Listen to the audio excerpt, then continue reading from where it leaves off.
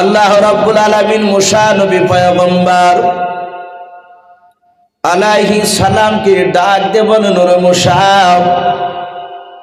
শুনে নাও, ওই আমার জ্ঞানী গুণী বান্দা দুনিয়ার বুকে এখনো জিন্দা রয়েছে।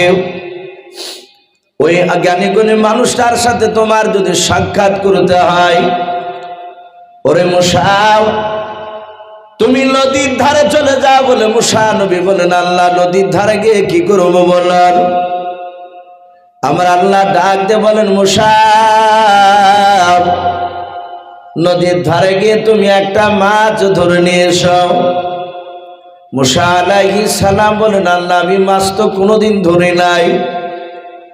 আমার আল্লাহ ডাক দিয়ে বলেন, মুসা, আমি আলা কুল্লি শাইইন কাদির, আমি সর্বশক্তিমান। ওরে মুসা, তুমি নদীর ধারে গিয়ে হাতটা তুমি বাড়াবাও, আমার হুকুমে আমার কুদরাতে নদীর ভেতর থেকে তাজা মাছ তোমার হাতে তুলে দেওয়ার ব্যবস্থা করে দেব আমি।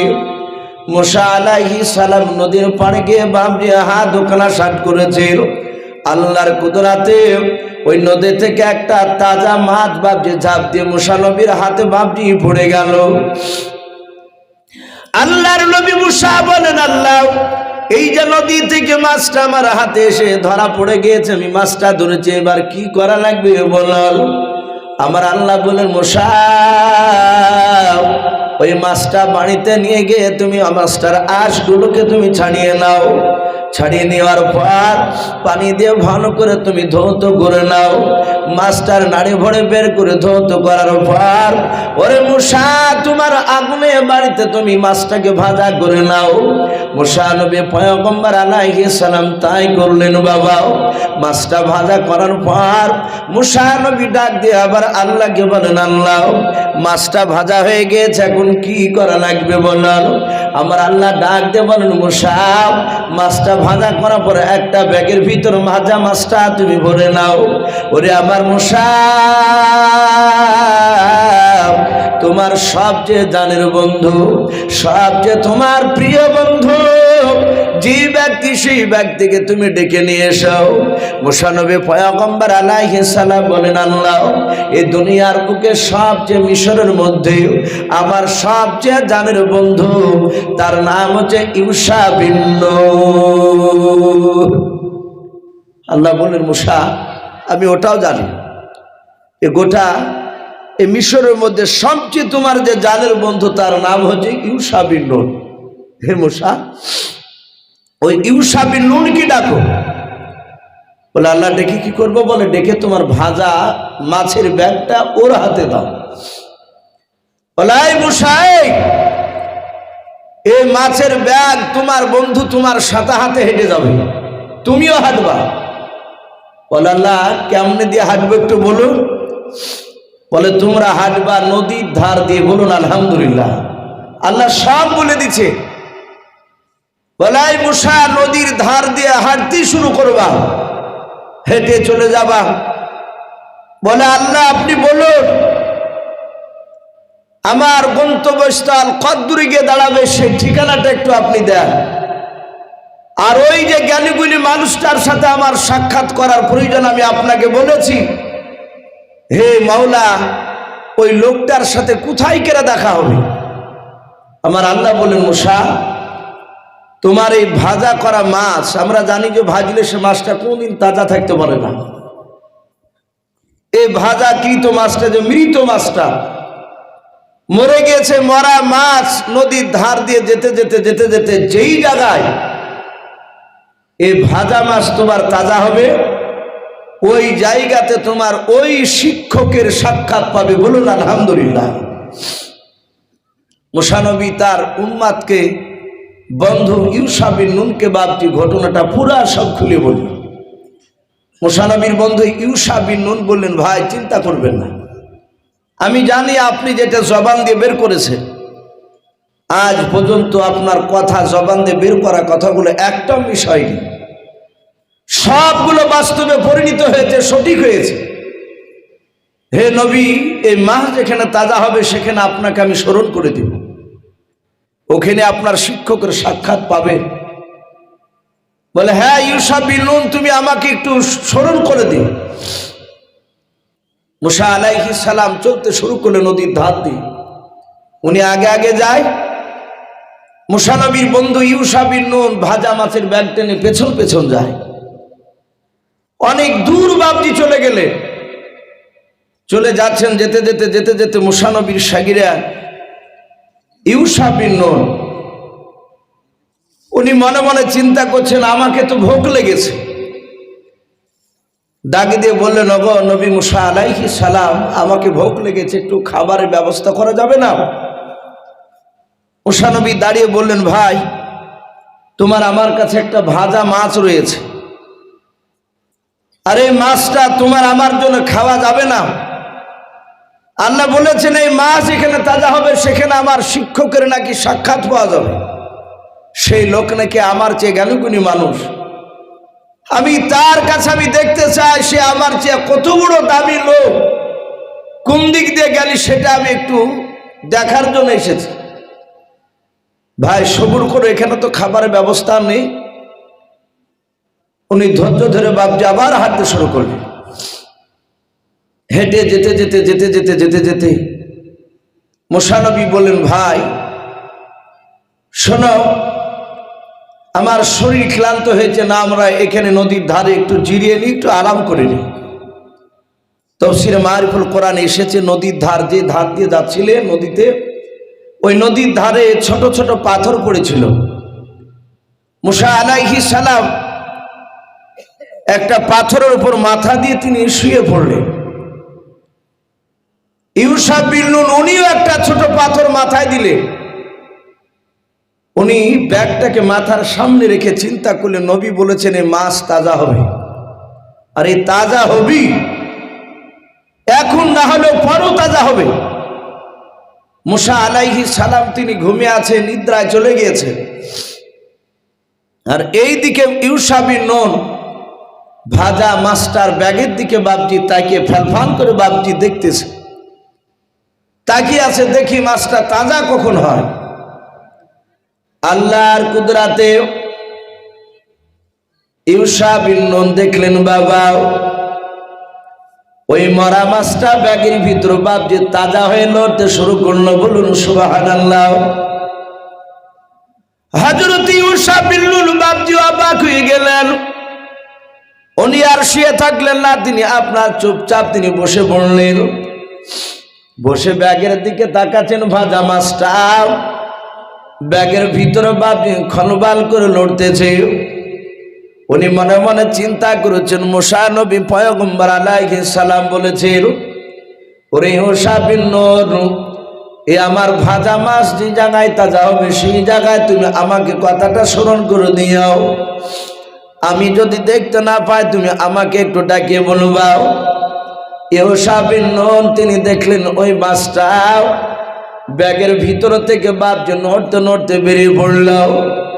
বেরিয়ে পড়ার পর পানিতে বাপজি আপনার ঝাঁপ মেরে দিয়ে চলে গেল। ইউসা বিন নুন তিনি আপনার তাকে আরো বড় ধরনের আশ্চর্য হয়ে গেলেন। মাছটা পানিতে জামনে দিয়ে চলে গেল রে বাবা, অমনে দিয়ে দেখছে সুড়ঙ্গ রাস্তা হয়ে গেল। বলুন সুবহানাল্লাহ। একেবারে সরু রাস্তা আমরা দেখতে পাই, পাহাড়ি মাটি আপনার একটু উঁচু ঢিপ থাকলে দেখবেন মাছরাঙা, এ দূরের গর্ত থেকে মাছরাঙা ঢোকে, ওই পাহাড়িতে ফুটো থাকে। মুসা নবী ইউসা বিন নুন উনি বলেন, আমি একেবারে দেখলাম মাছটা যেই দিক দিয়ে চলে গেল পানি মেল খেলো না। ডান দিকের পানি বাম দিকে গেল না, বাম দিকের পানি ডান দিকে গেল না, নিচের পানি ওপরে গেল না, ওপরের পানি নিচুতে গেল না, একদম সুড়ঙ্গ রাস্তা হয়ে মাছটা যত দূর গেল তত দূর সুড়ঙ্গ হয়ে গেল। উনি চিন্তা করছে, এ তো নবী বলেছিল আর এই মাছ তো তাজা হয়ে পানিতে চলে গেল। নবী তো এটা বলে নাই যে মাছ তাজা হয়ে পানিতে ঝাঁপ মারবে, কিন্তু কোরআন শরীফের শব্দ এসেছে মাজমুআল বাহরাইনি। আল্লাহ বলেছিলেন, হে মুসা তোমার মাছ তাজা হবে, আর ওখানে দুই নদী মিলিত নদী দেখতে পাবা, সেই জায়গাতে তোমার ওই উস্তাদের সাক্ষাৎ পাবে। যে লোকটাকে আমি জ্ঞানগুণী পৃথিবীতে তোমার চেয়ে পাঠিয়েছি। মুসা আলাইহিস সালাম তিনি ঘুমিয়ে আছেন, আর ইউসা বিন নূন উনি চিন্তা করলেন, না মুসা নবী পয়গম্বর, এখন যদি আমি তার ঘুমটা ভেঙে দিই, আমি যদি ডাকি, মুসা নবীর ঘুমটা যদি ভেঙে যায়, কিয়ামতের ময়দানে যদি আল্লাহ একটিবার যদি বলে, এই ইউসা বিন নূন, আমার পয়গম্বর মুসা কালিমুল্লাহর ঘুমের কেন ব্যাঘাত ঘটালছিল, আমি সেদিন উত্তর দিতে পারবো না। তাই মুসা নবীর সাগীরা চিন্তা করলেন, না মুসা নবীর স্বইচ্ছায় যখন ঘুম ভাঙবে, ঘুম থেকে আপনা আপনি জাগবে, তখন আমি এই ভাজা মাছের কথাটা মাঝে তাজা হয়ে গেলে এই কথাটা আমি তার কাছে স্মরণ করে দিব, বলবো।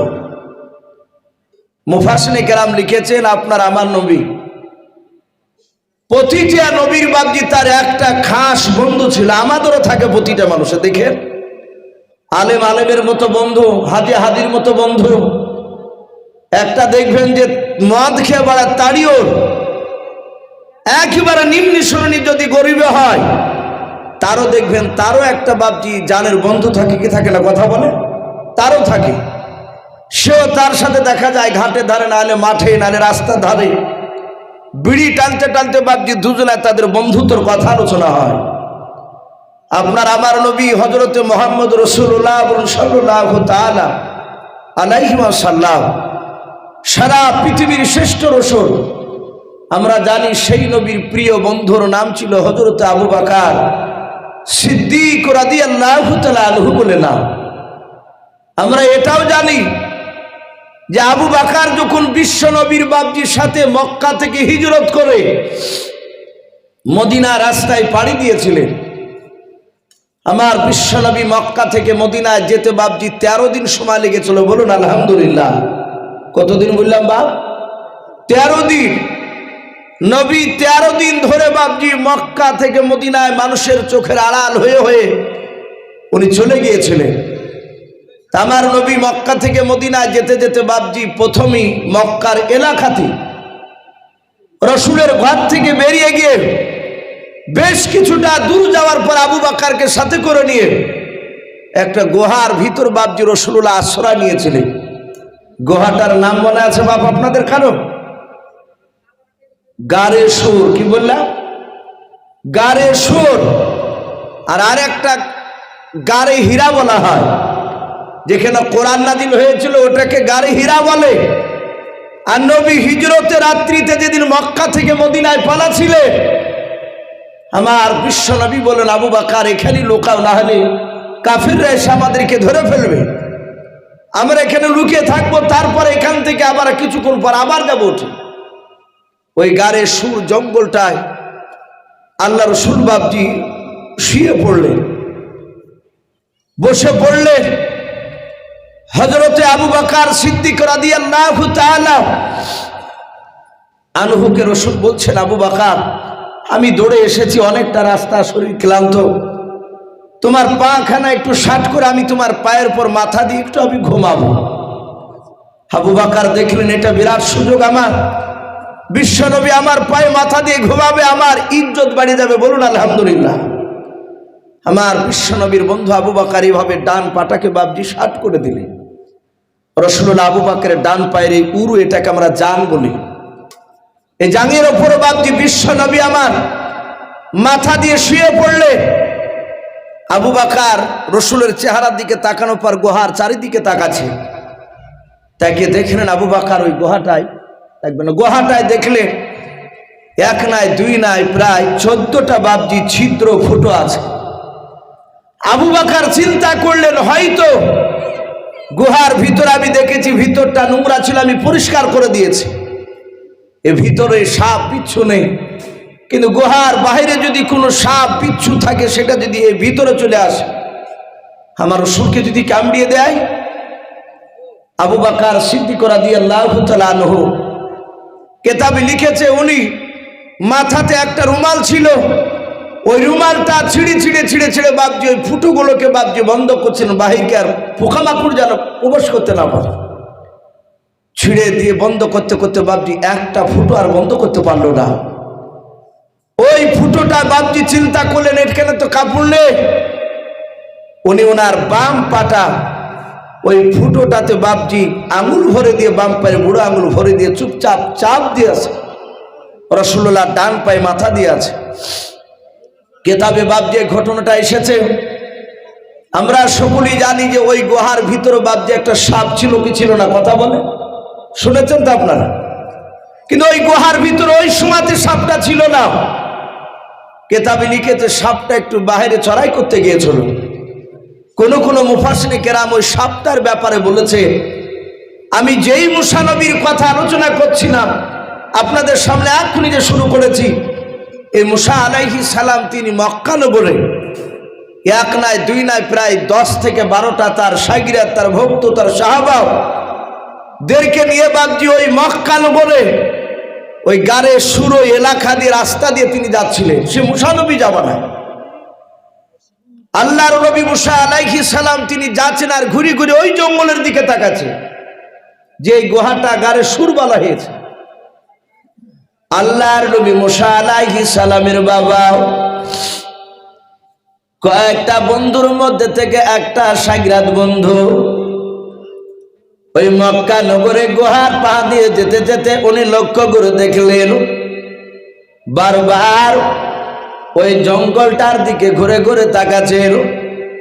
মুসা নবীকে ডাক দিয়ে বলেন, নবী গো, আমি অনেকক্ষণ ধরে মক্কা নগরে যখন আপনি যাচ্ছিলেন আমি ফোন করে দেখলাম আপনি সামনের দিকে পা ফেলছেন আর পেছন দিকে ঘুরে ঘুরে কেন আপনি জঙ্গলের দিকে তাকাচ্ছেন বলেন। মুসা নবী পয়গম্বর আলাইহিস সালাম ডাক দিয়ে বলেন, ভাই আমি জঙ্গলের দিকে ঘুরে ঘুরে কেন তাকাচ্ছি তুমি জানো না? বলে নাও। ওরে আমার ভাই শুনে নাও, এই জঙ্গলের ভিতরে একটা গুহা রয়েছে। এই গুহার ভিতরে সারা পৃথিবীর পয়গম্বর জনাবে মুহাম্মদ রাসূলুল্লাহ সাল্লাল্লাহু তাআলা আলাইহি ওয়াসাল্লাম যে নবীকে দুনিয়ার বুকে সৃষ্টি না করলে বাবা গোটা পৃথিবীর নিজামকে আল্লাহ বানাতেন না, আর সেই নবীকে সেই জামানায় নবীকে আল্লাহ পাঠাবেন। ওরে আমার বন্ধুরা, ওই নবীকে তার দেশের লোকেরা চিনতে পারবে না। ওরে বন্ধুরা শুনে নাও, ওই দেশের লোকের অত্যাচারে থাকতে না পেরে আল্লাহর হুকুমে আমার সে আখিরি জামানার পয়গম্বর জনাবে মুহাম্মদ রাসূলুল্লাহ সাল্লাল্লাহু তাআলা আলাইহি ওয়াসাল্লাম মক্কা থেকে পালিয়ে যেতে যেতে এই জঙ্গলে গুহার ভিতরে যেটা গুহা আছে সেই গুহার ভেতরে মুসা নবী তার বন্ধুকে নিয়ে এখানে আশ্রয় নেবে।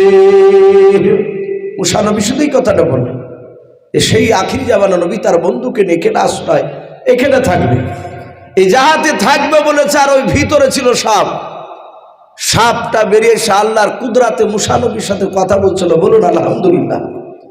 ডাকে দিয়ে বলে, এই মুসা নবী, এই এখানে আমি থাকি আর আমার ঘরে আবার কাকে নিচে ঢোকাচ্ছ? বলে, হে সাপ, সারা পৃথিবীর শ্রেষ্ঠ রসুল হবেন ওরে। বলে তাই? বলে হ্যাঁ, উনি প্রতিটা নবী রসুলদের তিনি সর্দার হবেন। বলুন আলহামদুলিল্লাহ। আমার বিশ্ব নবীকে সাইয়্যিদুল মুরসালিন বলা হয়, রসুলদের সর্দার। আমরা এটাও শুনেছি, হয়তো আপনাদের ইমাম সাহেব প্রায় মসজিদে বাবজি এটা যে আরবিতে রজব মাস চলছে, কি চলছে না ভাই? আগামী শাবান মাসটা শেষ হয়ে গেলি রমজান মাস শুরু হবে। প্রায় মসজিদে বাবজি রজব মাসের মেয়েরাজের ঘটনা আলোচনা করে। আপনার আমার বিশ্বনবী মেয়েরাজে গিয়ে 7টা আসমান পার করে 7 আসমানের উপর একটা মসজিদ রয়েছে বাপ। ওই মসজিদটার নাম জানা আছে আপনাদের কারো? বাইতুল মামুর। কি বললাম? বাইতুল মামুর। একেবারে কাবা শরীফের বাবজি একদম ওপরে, 7টা আসমান পার করে ওপরে বাবজি সেই মসজিদটা আছে। ওই মসজিদে লক্ষ লক্ষ বাপজি, কোটি কোটি ফেরেশতা, যত নবী রাসূল আল্লাহ পাঠিয়েছিল সব নবী রাসূল ওখানে কাতার বেঁধে দাঁড়িয়েছে, 2 রাকাত নামাজ পড়বে। প্রথমে ইমামতি কে করবেন? বললেন জিবরিল আলাইহিস সালাম করবে। জিবরিল বলেন আমি এই জামাতের ইমামের আমি যোগ্য নয়। বলুন আলহামদুলিল্লাহ। বলে কে ইমামতি করবে? জিবরিল বলেন এখানকার ইমামতি তাহলে সর্বপ্রথম নবী হিসাবে দুনিয়াতে আদমকে পাঠানো হয়েছিল, আদমকে পাঠানো, আদমই যাক। বললেন আমি এখানকার ইমামের যোগ্য নয়। বলে এত নবী রাসূল এবং ফেরেশতাদের ইমামতি কে করবে? সবাই আওয়াজ দিল এখানকার ইমাম হবেন তিনি হচ্ছেন মুহাম্মদ রাসূলুল্লাহ সাল্লাল্লাহু আলাইহি ওয়াসাল্লাম। নবী ওখানে বাপজি ইমাম করেছিলেন, নামাজ পড়িয়েছিলেন। এই জন্য বাপজি ওনাকে রাসূলদের ইমাম বলা হয়, সাইয়্যিদুল মুরসালিন, রাসূলদের সরদার। ডাক দিয়ে বাপজি বলল সেই নবীজি এখানে আসবে। বাপজি আমার সোনা লালেরা মুসা নবীকে বলেছিলেন হুজুর আপনি দোয়া করেন যেন আখিরি জামানার সেই নবীকে আমি সালাম না দিয়ে আল্লাহ যেন আমার মওতটা না নেয়। বলুন আলহামদুলিল্লাহ। আমি যেন ওই নবীকে সালাম দিতে পারি। মুসা নবী দোয়া করেছিলেন। কোন কোন মুফাসসির কেরাম লিখেছেন যে আল্লাহ তার দোয়াকে কবুল করেছেন। আবু বকর সিদ্দিক রাদিয়াল্লাহু তাআলা আনহু পা ভরে দিয়ে বাপজি বসে আছে, রাসূল শুয়ে আছে। হঠাৎ সাপটা বাপজি আল্লাহর কুদরতে খবর পেয়েছে, ছুটছে। সে ছুটে আসার পর গর্তগুলো দেখছে সব বন্ধ, একটা গর্ততে কাপড় দেওয়া নেই, আঙুল ভরা আছে। সাপটা প্রথমে তার লেজ দিয়ে ধাক্কা মারছে, রাসূলকে সালাম দিবে। আবু বকর বুঝতে পেরেছে সাপ মনে হয় এসেছে। আমরা জানি শরীরে স্পর্শ না সবারই না করলেও লোকের মুখে শুনেছি সাপের শরীর মানুষের গায়ে ঠেকলে সাপের শরীর নাকি ঠান্ডা লাগে। মুসা নবী পয়গম্বর নাই, আবু বকর সিদ্দিক রাদিয়াল্লাহু তাআলা আনহু উনি আঙুলটা দিয়ে আরো জোরে চাপ দিচ্ছে যে সাপটা যেন প্রবেশ করতে না পারে। সাপ এক না দুই নয় বাবাও 4-5 বার বাপজি ধাক্কা মারলো, যখন গেল নাও পাটা বাপজি টানলো নাও, ওই বুড়ো আঙুলের আগায় বাপজি ওই মাথাতে সাপটাই কামড় মেরে দিলাও। হযরতে আবু বকর বাপজি বিষে জর্জরিত অবস্থায়, উনি বুঝতে পারছেন বাহির থেকে আমাকে সাপে কামড়ে দিয়েছে। কিন্তু আবু বকর চিন্তা করেছেন মালিক সারা পৃথিবীর রহমতের নবী আমার ডান পায়ের উপর মাথা দিয়ে ঘুমিয়ে আছে। মুসা নবী পয়গম্বরের ঘটনাও আবু বকর সিদ্দিক রাদিয়াল্লাহু তাআলা আনহুর বাপজি মনে পড়ে গেল তার বন্ধুর কথাও। ওই যে মুসা নবী ঘুমিয়ে আছে, মাছটা তাজা হয়ে পানিতে চলে গেল। মুসা নবীর শায়গরা তখনও বাপজি ডাকেন নাই। হযরতে আবু বকর তিনি এই ঘটনা বাপজি শুনেছিলেন আমার বিশ্ব নবীর মুখ থেকে। বাবাও আল্লাহর নবী জনাবে মুহাম্মদ রাসূলুল্লাহ সাল্লাল্লাহু তাআলা আলাইহি ওয়াসাল্লামের বন্ধু আবু বকর উনি মনে মনে চিন্তা করেছেন মাওলা তোমার নবী মুসা নবীর বন্ধু ইউসা বিন নুন যদি তার ঘুমটা যদি না ব্যাঘাত ঘটায়, আমি সেই নবীর বন্ধু আবু বকর আমিও বিশ্ব নবীর ঘুমের ব্যাঘাত ঘটাবো না। আবু বকর চিন্তা করলেন মাওলা জীবন দিতে রাজি আছে কিন্তু বিশ্ব নবীর ঘুমের ব্যাঘাত ঘটাবো না। বলুন সুবহানাল্লাহ। আবু বকর বিষে জর্জরিত, তার ধৈর্য ধরে থাকতে পারেন না। আবু বকর দাঁড়িয়ে আছেন না বসে আছে, পাখানা বাম পাটা দিয়ে বাপজি চেপে ধরে আছে। আবু বকরের 2 চোখের কোনা দিয়ে বাপজি ঠোপে ঠোপে পানি গড়ে গিয়াও, গাল বয়ে বাপজি থুতনি দিয়ে দাঁড়িয়ে আগা দিয়ে বাবা আমার বিশ্ব নবীজির বাপজি পবিত্র গালে গিয়ে 1 ফোঁটা বাপজি পানি পড়ে গেল। আমার নবীজি চোখটা খুলে দেখলেন, বিশ্ব নবী বললেন আবু বকর আমার মনে হয় তোমার বিবি রুম্মানের জন্য মনটা খারাপ করে বুঝি। এই আবু বকর তোমার কি কলিজার টুকরা বেটি হযরত আয়েশা হযরত আসমার কথা তোমার কি মনে পড়ে বলো? আবু বকর কাঁদে আর বলে নবীর সুন্নাহ নাও। বলে আবু বকর তুমি আমার দিকে চেয়ে চেয়ে কেন কান্না করেছো বলো? তোমার চোখের পানি কেন আমার চেহারাতে পড়লো বলো? আবু বকর কেন তুমি কান্না করেছো বলো? আবু বকর বলেন ইয়া রাসূলুল্লাহ ইয়া হাবিবাল্লাহ ফিদাকা বি ওয়া উম্মি, নবী আপনার পদতলে আমার পিতামাতা বিসর্জন হয়ে যান। ও নবীজি শুনে নেন, আমি আমার বিবির জন্য কাঁদি নাই, আমার বিটি আয়েশা আসমার জন্য আমি কাঁদি নাই। আল্লাহর নবী বলেন আবু বকর কেন তুমি কাঁদো বলো? আবু বকর বলছেন হুজুর আমি আমার বিবির জন্য কাঁদি নাই, সাপে আমাকে কামড়ে দিয়েছে। আল্লাহর নবী তাকে বলেন আবু বকর গুহার ভিতরে তো সাপ দেখতে পাওয়া যায় না। আবু বকর বলে নবী গো আমার ওই বাপ পায়ের বুড়ো আঙুলের কামড়ে দিয়েছে, সাপটা মাইরা আছে। নবী আমি পাটা টেনে নিলে সাপটা প্রবেশ করে আপনাকে হয়তো কামড়ে দিতে পারে। আল্লাহর নবী বলেন আবু বকর আর